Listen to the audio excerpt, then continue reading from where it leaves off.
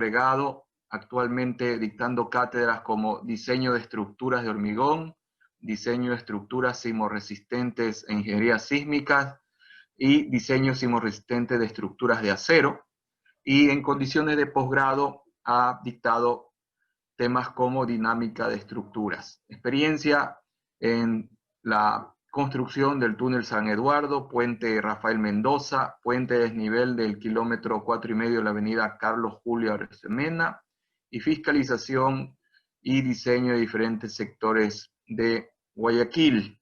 El tema que nos va a comunicar el ingeniero Moncayo es análisis de debilidades, fortalezas y planteamientos para mejorar la norma ecuatoriana de la construcción. Damos la bienvenida al ingeniero Marcelo Moncayo y si está listo, adelante, ingeniero Moncayo.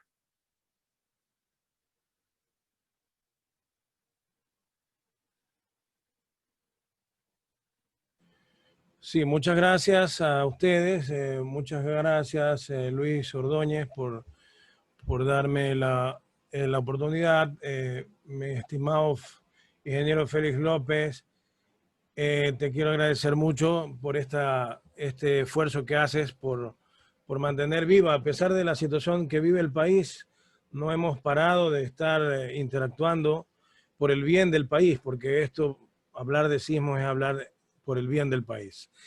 También aprovecho agradecer a la Sociedad Ecuatoriana de Ingeniería Sísmica, capítulo Machala y capítulo Ecuador, porque siempre se han mantenido haciendo una labor muy loable en esta área, aprovechando también que la presencia del fundador, el ingeniero Tom Lara, mi profesor y además director de tesis, recordando cuando me hiciste la invitación, mi estimado Félix, que cuando estuve en Japón, no sé si el ingeniero Lara se acordará, hubo el deseo o la idea de generar la Sociedad Ecuatoriana de Ingeniería Sísmica y él me contactó para hacer el nexo porque precisamente la Sociedad Ecuatoriana de Ingeniería, la Sociedad de Ingeniería Sísmica a nivel mundial, la sede es en Japón, o en ese momento era en Japón. Entonces es una historia larga interactuando con la Sociedad Ecuatoriana de Ingeniería Sísmica y además esta sociedad ha hecho grandes logros, digamos, en manos de sus directivos y hay que seguirla apoyando en esa gestión importante que hace. Agradeciendo, voy a empezar con mi exposición. Bueno, en la universidad nosotros, además de dar las clases normales, estamos perennemente haciendo investigación de diferentes temas, índoles, y podríamos decir que los temas no están interrelacionados, pero sí lo están, porque al final todo confluye a la norma ecuatoriana de la construcción, porque en efecto todo esfuerzo que se haga sin que esto llegue a la norma realmente es un esfuerzo inútil, es lamentable. Yo creo que desde el punto de vista conceptual muchos tenemos claros los temas, los conceptos, pero siempre prima la norma. Es la norma la que dirige nuestra forma de diseñar. Yo recuerdo, y hacía memoria, que antes de que yo vaya al Japón a estudiar, en Guayaquil se diseñaba más o menos para el 20% de la gravedad, ¿sí? Luego que regresé del Japón y traje algunos estudios sobre el tema y después de algunas conferencias para que la gente entienda que era un nivel muy bajo de diseño, se empezó a diseñar para el 30% de la gravedad. Algunas obras de esa época se diseñaron para ese nivel que es bastante interesante. Digamos, no podríamos decir que es perfecto, pero precisamente hay que ir avanzando en ese tema para afinar más ese nivel de diseño que tenemos que tener. Hoy la norma, más allá de que es una herramienta importante, es una herramienta que a los ingenieros nos cubre porque es un elemento legal que nos permite defendernos ante cualquier cosa y debemos de apegarnos a la norma. Eso siempre se lo repito a mis estudiantes. Sin embargo, hoy, debido a los factores de reducción y todo lo que ya todos sabemos, porque de alguna manera aquí conocemos el problema de la norma, terminamos diseñando para el 10% de la gravedad, el 11% de la gravedad y en otros casos para el 14%. Eso lo vamos a ver ahorita en la conferencia y más que todo vamos a ver algunos temas que hemos ido avanzando que pueden aportar a la norma, pero también dejar en sus mentes esta inquietud de si corresponde o no corresponde empezar a elevar un poco los niveles de seguridad de la norma. Ahora, recogiendo que en la página de web de la norma claramente dice que ella es el nivel mínimo de diseño. No se autodefine como la panacea, sino como un nivel mínimo de diseño. Lamentablemente, quienes entendemos mal somos los que interpretamos, porque creemos que diseñar con la norma estamos preparados para lo que sea, para cualquier tipo de evento y para que la estructura no se dañe. Y eso no es así. Así que todo tipo de aporte que ayude a mejorar a la norma y a cualquier proceso de diseño es valioso. ¿Ok? Creo que ya estamos compartiendo. Sí, esta es la conferencia Fortalezas y Debilidades y Planteamientos para Mejorar el Capítulo Sísmico de la Norma Ecuatoriana de la Construcción. Específicamente me voy a orientar al peligro sísmico y yo siempre recomiendo a mis alumnos que tengan una diapositiva por minuto, perdón, cada 3 minutos. Es decir, yo para 30 minutos debería tener 10 diapositivas. Entonces estoy rompiendo mi propia regla, porque tengo como 35, pero voy a tratar de verlas rápido, ¿ok? En tal caso, primer tema, nosotros hemos trabajado en mapas de riesgo. Muchos de ustedes conocen que yo, desde que estuve en Japón, planteé una forma de analizar el riesgo sísmico a la cual se le llamó energía liberada. Es decir, no nos enfocamos en la parte estadística de la magnitud del sismo, en las bases de datos dedicadas a la magnitud, sino que en base de mi experiencia, desde mi tesis de pregrado con el ingeniero Lara, desde algunas experiencias que tuve con profesores de la Universidad de Berkeley, en Japón también el profesor Kenichi Oi, todos ellos dedicados a diseñar a través de energía. Por lo tanto, desarrollé una propuesta en el tema de energía liberada. Eso ya en el año 2000 yo traje una investigación del Japón diciendo que Ecuador entraría en la reactivación sísmica y entramos en reactivación sísmica. Luego en el 2004 planteé un trabajo con la SPOL donde decíamos que había un riesgo, había una amenaza sísmica en Manabí del orden de 7.8. Fue en el 2004. Pero no solo planteamos la amenaza sísmica de Manabí, planteamos 10 amenazas sísmicas diferentes para el Ecuador, que se han ido cumpliendo poco a poco, y ese será a raíz de otra conferencia, porque aquí no nos va a alcanzar el tiempo. En tal caso, el método de la energía liberada ha sido muy útil para determinar, por ejemplo, etapas de reactivación sísmica, amenazas sísmicas, y también para hacer mapas de riesgo. Entonces aquí hemos estado trabajando y ustedes pueden observar, por ejemplo, permítanme poner en máxima la pantalla. Este es un trabajo de tesis que se hizo en la Universidad de Guayaquil. Ustedes pueden ver la costa de Venezuela acá. Este es el trabajo nuestro, hecho con energía liberada. Esta es la energía que se ha liberado en los últimos 120 años en Venezuela. Y observen cómo más o menos va siguiendo el mapa venezolano, el mapa de riesgos que está en la norma venezolana. Este es el mapa de la norma y este es el gráfico de energía liberada. En Colombia, observen también cómo es bastante parecido. Observen toda esta zona, ¿ok? Esta zona, en efecto, está pintada de rojo, ¿no? De ahí viene una zona de verde que es menos riesgosa y la zona azul, que es la que menos riesgo tiene, aquí pertenece a la que también menos riesgo tiene. Así que son bastante coherentes los mapas basados en energía liberada con los de las normas Venezuela, Colombia. Perú, por ejemplo, lo mismo. Observen cómo aquí en energía liberada tenemos una concentración de energía liberada en el último siglo. En la parte norte, por favor, quiero que observen que en la parte norte el nivel de liberación de energía se reduce, y eso nos importa a nosotros como ecuatorianos, porque nosotros no vivimos en el Perú, sino en Ecuador, y planteo, no en esta conferencia, pero en otras conferencias, que la sismicidad del Ecuador difiere de la del Perú, y aquí hay una manera de comprobarlo. Pero en tal caso, si vemos el plano o digamos el mapa de riesgos del Perú con respecto al de energía liberada, coinciden, a excepción de la parte de Tumbes, donde aquí aparece que no hay tanta actividad como aparecería acá en Tumbes. Hay una actividad pero puntual, focalizada. No es una línea constante a lo largo de toda la zona subductiva. Lo mismo pasa con Chile, aunque no conseguimos un buen mapa para compararlo, pero tenemos actividad a lo largo de todo Chile. En el sur baja un poco la actividad desde el punto de vista de energía liberada. Y lo que quiero resaltar es que a mí, bajo mi opinión, el mapa de riesgos del Ecuador es el que no está tan apegado a este mapa de energía liberada. Y lo vamos a ir desarrollando más adelante, pero por ejemplo, claro, esta zona es zona roja, ¿no? Es zona roja. Aquí, bueno, se reduce un poco.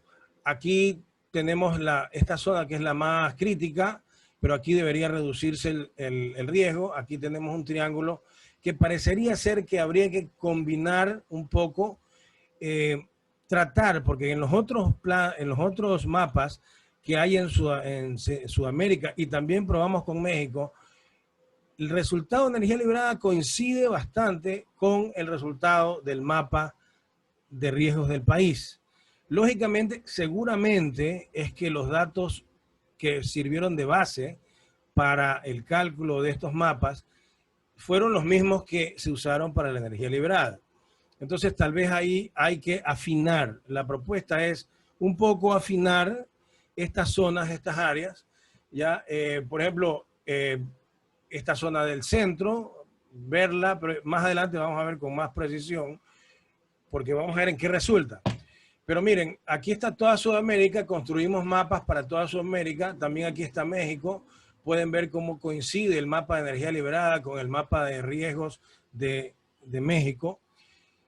Y resulta que es bastante coincidente, pero aquí quiero mencionar algo que es muy importante. Observen cómo la sismicidad en Chile es bastante constante a lo largo del territorio.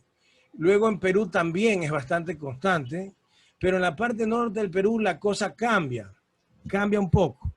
Y de ahí para arriba la sismicidad cambia, porque ya no es una sismicidad paralela a la zona subductiva, porque aquí en el mapa de riesgos nuestro parecería ser que el riesgo mayor que tenemos es la zona subductiva que está aquí, y tenemos líneas paralelas a esa zona subductiva, y eso es lo que gobierna nuestro comportamiento sísmico. Y claro que es un factor importante, pero en Ecuador hay otros factores que no van a ser parte de esta conferencia que complican un poco más. Pero en tal caso, en Ecuador ustedes pueden observar que el resultado no es una línea recta paralela a la zona subductiva, sino que hay zonas focalizadas de mayor actividad. Y también ocurre lo mismo en Colombia, y también ocurre lo mismo en Venezuela. Es decir, del norte del Perú para arriba, el comportamiento sísmico que de la mitad del Perú para abajo es paralelo a la zona subductiva, de ahí, de la zona norte del Perú para arriba, de alguna manera se vuelve localizado, focalizado. Podemos identificar amenazas sísmicas focalizadas, y ese es un llamado de atención. Es decir, si vamos a plantear nuevas ideas para la norma ecuatoriana de la construcción, valdría la pena tomar en consideración esto, porque en efecto, si, como les digo, no es parte de esta conferencia, pero yo puedo determinar claramente zonas de Ecuador donde yo sé que va a haber un sismo severo cada cierto tiempo, porque ya los ha habido y hay una recurrencia, y esas son zonas focalizadas. Lo que en otras zonas como Perú y Chile realmente es mucho más abierto, mucho más variable, donde podría ocurrir un epicentro severo. esto es lo que les quería mostrar, solo lo amplié. Observen como para el sur esto viene siendo una línea paralela a la subducción, pero acá observen cómo se va volviendo puntual, focalizado la actividad sísmica, ¿no? Ya, este es un área en que nosotros hemos estado trabajando precisamente para lo que sería la realización de un mapa de riesgos y pulirlo más a ese mapa de riesgos, ¿no? Comportamiento sísmico a la luz de la energía liberada. Bueno, básicamente, ¿qué es lo que nos permite la energía liberada? Es hacer estas gráficas maravillosas que ustedes ven aquí, ¿no? Que es analizar con respecto al tiempo. Aquí en la horizontal tenemos años y en la vertical tenemos energía liberada y ver cómo se comportó esa región. Esta región que está aquí es la placa del Caribe, que a nosotros nos interesa bastante analizar porque creemos que tiene relación con el Ecuador. Y entonces estamos en ese análisis. Y como ustedes ven, bueno, en los años 40 esa placa estuvo muy activa. Precisamente en el año 40, en el año 1942, fue cuando ocurrió el terremoto de Pedernales de 7.8 por primera vez. Bueno, o por primera vez que esté registrado en la historia. Y vean cómo coincide que la placa del Caribe es muy activa en los años 40 y también acá en Ecuador tuvimos el terremoto de Pedernales. Y la placa bajó su actividad, pero ha ido incrementando su actividad y ahora está en un franco aumento, una pendiente positiva de la actividad. Asimismo, hemos analizado la energía liberada del Ecuador. No voy a entrar en detalles porque ya he dicho esto muchas veces en conferencias. Y aquí hemos hecho el análisis a nivel mundial. Este es un área en que nosotros estamos planteando temas para la norma ecuatoriana y para pulir ese mapa que es tan importante para nosotros. Algo para concluir es que hemos encontrado que cada vez que hay un pico de energía liberada, también los sismos se superficializan y este es el número de sismos superficiales. Y como ustedes ven, la curva más o menos se parece a en la placa del Caribe, es decir, en estas épocas había mayores sismos superficiales cuando había mayor energía liberada y cuando se libera menos energía hay menos sismos superficiales. Ahorita estamos en un pico de energía liberada en algunas partes del mundo y asimismo hay un pico de sismos superficiales. Variables que determinan la amplificación sísmica de un sistema de un grado de libertad por caso de modelación de suelos y modelación de edificios, es decir, para el factor FA e ITA. Ya, este es otro tema. Cerramos el tema del mapa. Ahora vámonos a los valores y a los coeficientes de FA y de ITA que tanto hemos conversado en otras conferencias con los compañeros aquí presentes. Y tal vez la vez pasada hice una explicación verbal y casi en la mente, pero ahora la he tratado de hacer gráfica. Y para ello he hecho un modelo especialmente para esta conferencia. Ustedes pueden ver aquí en la gráfica, aquí está. Ustedes pueden ver aquí, esta es la respuesta dinámica, la roja, la línea roja que está aquí es la excitación dinámica, ¿ok? Y tenemos una respuesta particular del sistema que es la línea celeste entrecortada y una solución complementaria que es la línea entrecortada naranja. Luego, al interactuar las dos, tengo la línea negra, que es la respuesta total del sistema. ¿Ok? Entonces, básicamente, excito el sistema con la línea roja y el sistema me responde con la línea negra. Ese es el punto, ¿no? Ya, y aquí lo que hice fue hacer una especie de diagrama histerético, que no quiero entrar en detalles, pero se lo ve bonito, ¿no? Parece una firma, pero en tal caso me gustó la idea de dibujar desplazamiento versus fuerza y de ahí nace esto. Pero el asunto es que para definir este modelo, observen, aquí yo tengo una amplificación dinámica porque tengo fuerza y la fuerza tiene un nivel y la respuesta tiene otro nivel. Entonces ya tengo una amplificación dinámica. Pero para definir este modelo yo no he usado región ni zona, he usado masa del sistema, rigidez del sistema, fuerza P sub 0, he usado la frecuencia de la fuerza, porque es una fuerza armónica, he usado un U sub 0 y una velocidad sub 0. Esos son los datos de mi sistema para poderlo definir. Aquí no interviene ninguna otra variable, ¿ok? Entonces, ¿qué es lo que quiero explicar con esto? Que cuando tengo un sistema, perdón, como este que está aquí, tengo la roca en la parte inferior, que la norma define que la aceleración de la roca es Z, es factor Z. Entonces, cuando yo hablo del Z, estoy hablando de la aceleración en roca. Entonces, yo considero, y entenderán que además de ingeniero civil, yo tengo una maestría en elementos finitos, en modelos matemáticos, y por eso yo lo veo desde el punto de vista de modelo matemático. Y permítanme aportar desde ese punto de vista.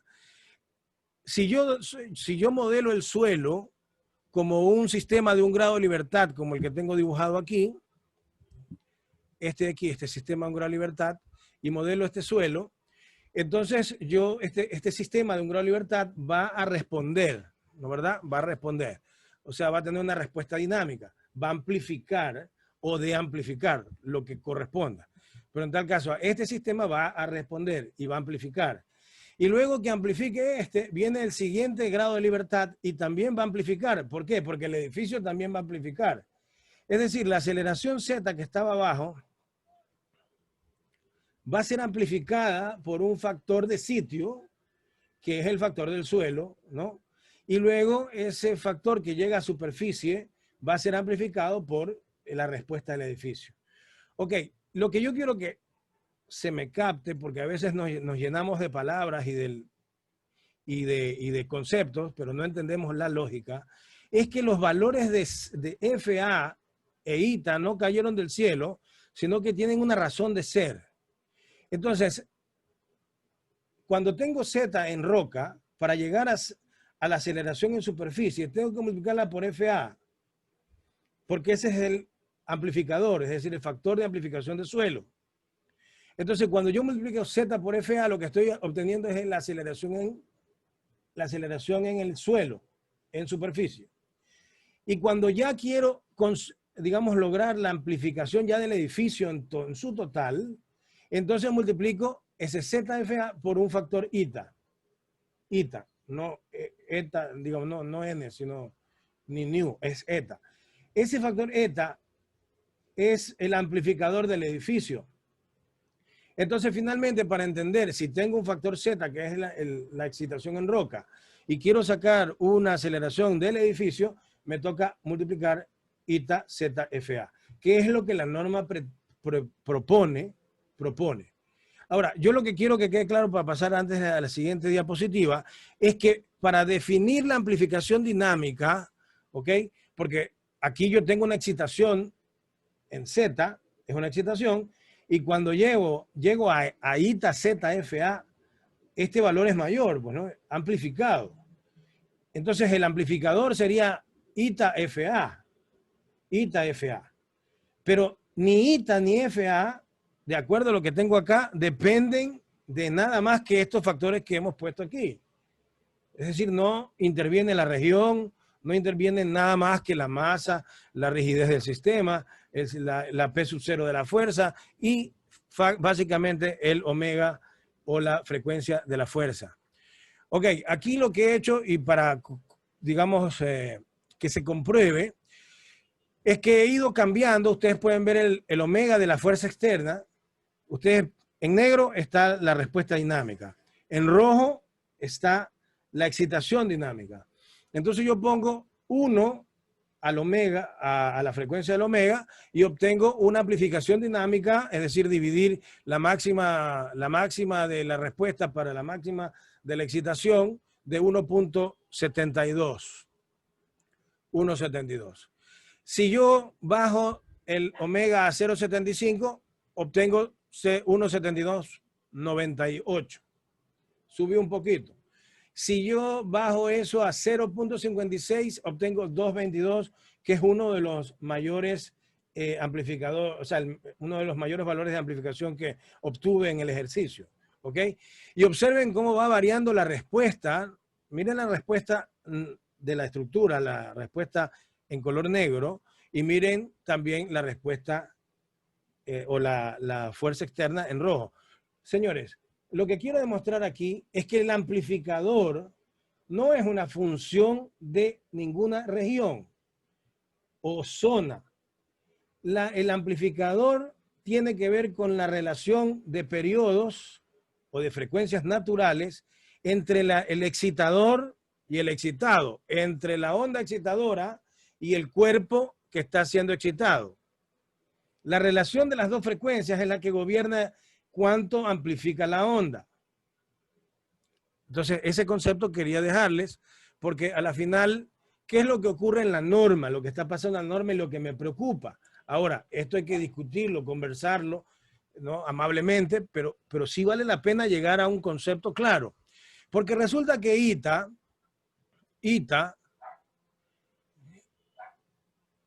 el valor de ITA que tengo aquí, que es un amplificador, que ya vimos que es el amplificador, como dice, del espectro en sí mismo. Si estoy en el oriente, es 260. Si estoy en la sierra, es 248, excepción Esmeraldas y Galápagos. Y si estoy en la costa, es 180. Por ahí, una vez que di una conferencia sobre esto, alguien me dijo, estoy en desacuerdo contigo de que esos multiplicadores generan un efecto regional.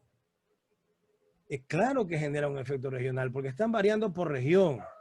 Y yo pregunto, un suelo, o no, en este caso para ITA, una estructura de unas características cualquiera, puestas en Quito, en Guayaquil, en Cuenca, en Esmeraldas, en Manabí, en Manta, en Puerto Viejo, ¿va a vibrar de la misma manera o vibrará diferente porque está en diferentes ciudades? Van a vibrar de la misma manera. Entonces no hay razón de que el ITA dependa de la región. El ITA tiene que depender de la relación de frecuencias naturales o de periodos naturales entre la onda excitadora y el cuerpo excitado. Lo mismo ocurre con el otro multiplicador, que es el multiplicador FA.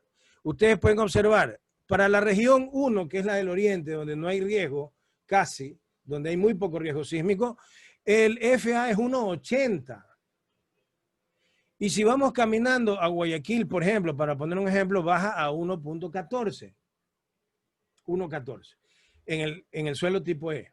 Y si nos vamos a la costa ecuatoriana, zona donde ocurren los peores sismos del Ecuador, este multiplicador llega a 0,97.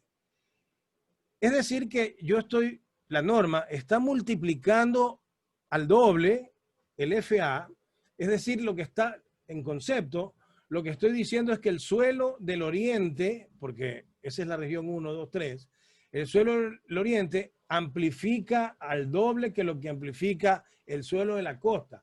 Conceptualmente, eso es lo que estamos diciendo. Claro, la tabla es algo frío, está ahí y hay que usarla, pero el concepto es a donde yo voy y a mí me parece que la tabla debería cambiar. Ahora, no, lamentablemente se me pasó por alto hacer una diapositiva de eso, pero sí sería bueno, por ejemplo, un FA basado en la relación W sobre WN, o omega sobre omega N. Eso sí, estimar el omega de la excitación para el omega de la estructura y de ahí nazca FA. De repente, ahí sí, y como lógicamente el omega de la excitación va a estar relacionado con el periodo del suelo, entonces ahí sí por el tipo de suelo. ¿Ok? Yo plantearía organizar un poco de esa manera el tema para que esto tenga más, este concepto se aclare. Análisis sobre valores de pseudoaceleración del Ecuador. A ver, basándonos en esto, yo he hecho una serie de cuadros para que ustedes lo tengan en cuenta, ¿no?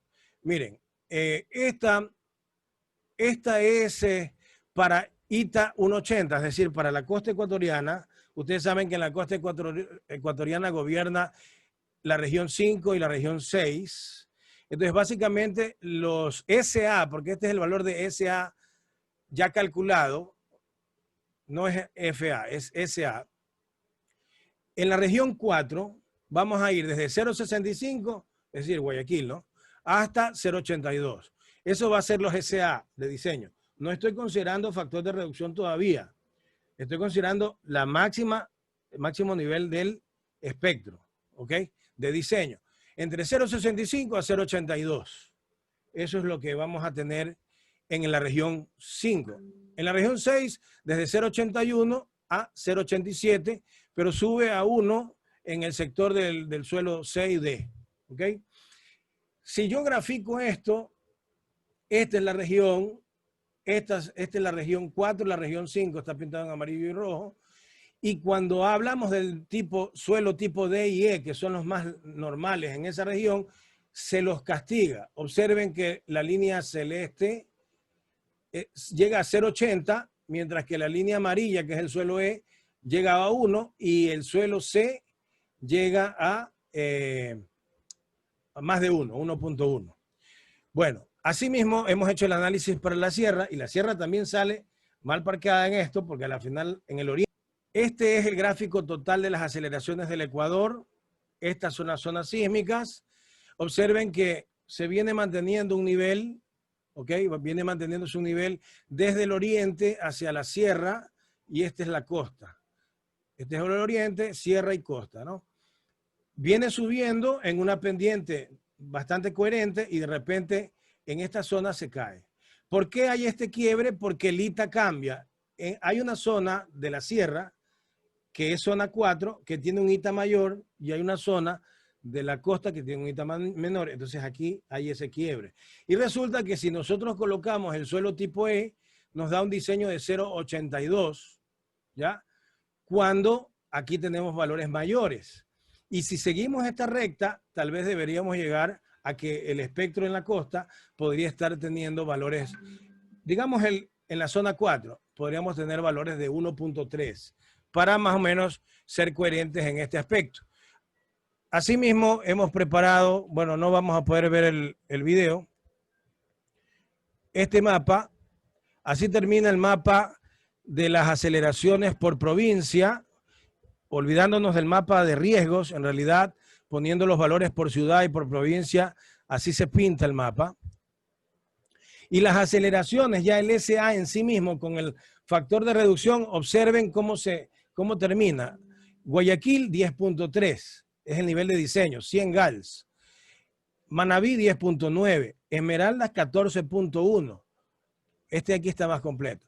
Miren estas dos provincias, 14.9, son las más altas. Las más fuertes o las aceleraciones más fuertes son Sierra Central. Pichincha 8.1. Morona Santiago 12, 12.7. Esto ya es aplicándole a las provincias, calculando el SA y después el SA calculando el coeficiente sísmico, aplicándole factor de reducción. ¿Ok? Por eso, si hacemos un análisis de una estructura como esta, resulta que el coeficiente sísmico en Guayaquil es 0.10, en Quito es 0.15 y en Cuenca es 0.10. O sea, hay una diferencia importante. Permítame pasar. Algo rápido que quisiera mencionarles antes de que nos vayamos es que la norma también en 4.2, filosofía tradicional de diseño sismo resistente, plantea los 4 niveles de amenaza sísmica, 72, 225, 475 y 250. El Performance Based Design plantea las mismas amenazas, pero con 42, 72, 475. Básicamente, aquí les iba a hacer este análisis, pero no nos va a restar tiempo. Básicamente lo que dice la norma es esto, que el primer nivel de diseño es el nivel llamado de servicio. Se usa un sismo de 72 años, que sería el frecuente, y que para este sismo de 72 años tiene que quedar sin daños, es decir, fully operational. En ese sentido, coincide con el Performance Based Design, el diseño basado en desempeño. Pero la norma también menciona un nivel de desempeño llamado daño, que es sismo de 72, pero con seguridad de vida. Es decir, sería este nivel de acá, que el Performance Based Design lo da como inaceptable. ¿Ok? También la norma menciona uno que se llama colapso, que sería para el sismo de 475 años, con estructuras, para estructuras esenciales y de ocupación especial cerca del colapso. También lo menciona como inaceptable la norma, ¿no? Perdón, el Performance Based Design. Ya, entonces, para estructuras especiales, la norma menciona cerca al colapso para el muy raro, de 2500 años. O sea, acá, ¿ok? pero recordemos que el Performance-Based Design para esenciales debería estar acá. Entonces, esto es lo que me pide el performance y esto es lo que me pide la norma. Es decir, la norma está un poco más relajada que el performance. Deberíamos hacer una revisión de eso. Además de eso, por último, para estructuras esenciales, la norma plantea esto: cerca al colapso para el muy raro y seguridad de vida para el raro. Cuando para las estructuras más importantes y críticas, este es el requerimiento. Es decir, el performance me pide eso y la norma me pide lo de acá. Entonces estamos un poco relajados y la recomendación sería entonces, rever o revisar estos datos. Con esto concluyo. El terremoto de Bahía de Caracas, el Performance-Based Design lo menciona como un sismo frecuente, cada 42 años. Hay un trabajo mío que menciona que el sismo de Bahía de Caracas está en internet, lo pueden buscar, es un sismo que recurre cada 42 años. Por lo tanto, corresponde a este nivel de frecuente, de acuerdo al Performance-Based Design. Y se produjo una aceleración de 1100 GALS. También ese trabajo menciona que el sismo de Pedernales recurre cada 72 años. Es decir, para el Performance-Based Design, el sismo de Pedernales debería ser un ocasional, pero para la norma ecuatoriana lo menciona como frecuente. ¿Ok? Y recuerden que la máxima aceleración del sismo de Pedernales fue 1800 GALS. Ya. ¿Qué pasa con el terremoto de diseño de la NEC 15? Ella se autodefine como un sismo raro porque es de 475 años, pero el espectro da de 400 a 1200 GALS. Entonces ahí esto hay que aclararlo, porque si estamos hablando de que para la NEC un sismo que recurre cada 72 años es frecuente, entonces no es raro. Y si el frecuente me está dando 1800, no puede ser que el raro me dé 1200. Y recuerden que también tenemos el terremoto de Esmeraldas, que en algún momento va a ocurrir y que para la norma del Performance-Based Design debería ser raro o muy raro, y para la NEC debería ser muy raro. Y que de acuerdo a los estudios que yo tengo, deberíamos llegar a tener unos 2.500 a 3.000 GALS debido a ese sismo, lamentablemente. ¿Ok? Entonces, básicamente eso, quería hablarles un poco más, pero básicamente quería pedirles para la norma, revisar factores de reducción, que la norma tenga una apertura para todos los que estamos investigando esto, para que nuestros procedimientos y propuestas se escuchen y se integren. Revisión de los valores FA, E y los de ITA, revisión del mapa de riesgos, revisión de la filosofía de diseño que se apegue más al Performance-Based Design y mantener un capítulo de actualización permanente con respecto a la norma en la Sociedad Ecuatoriana de Ingeniería Sísmica y también a nivel del Ministerio de Vivienda. Ok, me despido, muchas gracias. Muchas gracias, ingeniero Moncayo. Esas fueron sus apreciaciones con respecto al análisis de debilidades, fortalezas y planteamientos para mejorar la NEC. Agradecemos su intervención, ingeniero Moncayo, y lo felicitamos por sus pertinentes comentarios.